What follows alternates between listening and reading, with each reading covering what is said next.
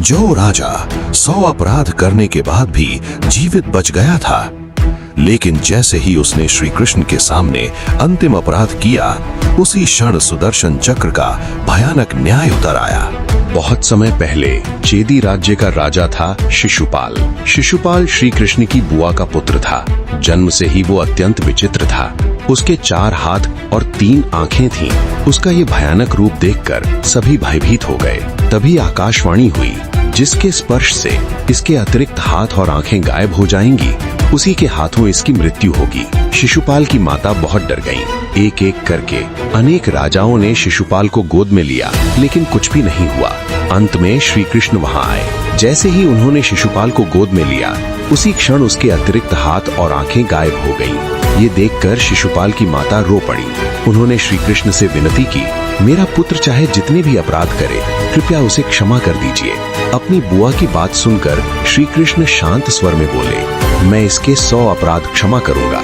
समय बीतता गया और शिशुपाल एक घमंडी तथा क्रूर राजा बन गया। उसके मन में अत्यधिक अहंकार था। वो सोचता था कि संसार में उससे अधिक शक्तिशाली कोई नहीं। एक दिन महाराज युधिष्ठिर ने भव्य राजसूय यज्ञ का आयोजन किया। भारतवर्ष के अनेक राजा महाराजा वहां उपस्थित थे।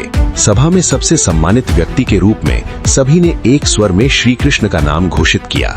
लेकिन ये दृश्य देखकर शिशुपाल क्रोध से जल उठा। वो सभा के बीच खड़ा होकर श्री कृष्ण का अपमान करने लगा। वहां उपस्थित भीम, अर्जुन और अन्य राजा क्रोध से भर उठे, लेकिन श्री कृष्ण तब भी शांत रहे।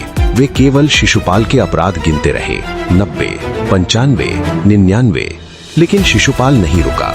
अंततः जैसे ही उसने 100वां अपराध किया, श्री कृष्ण उठ खड़े हुए।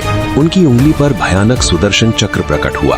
वो चक्र बिजली की गति से शिशुपाल की ओर बढ़ा और एक ही क्षण में उसका सिर धड़ से अलग कर दिया। तभी एक अद्भुत घटना घटी। शिशुपाल के शरीर से एक तेजस्वी प्रकाश निकला और सीधे श्री कृष्ण में समा गया।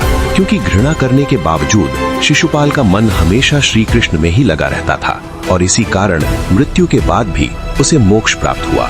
वीडियो अच्छा लगे तो लाइक, कमेंट और सब्सक्राइब करके हमारा साथ जरूर दीजिए।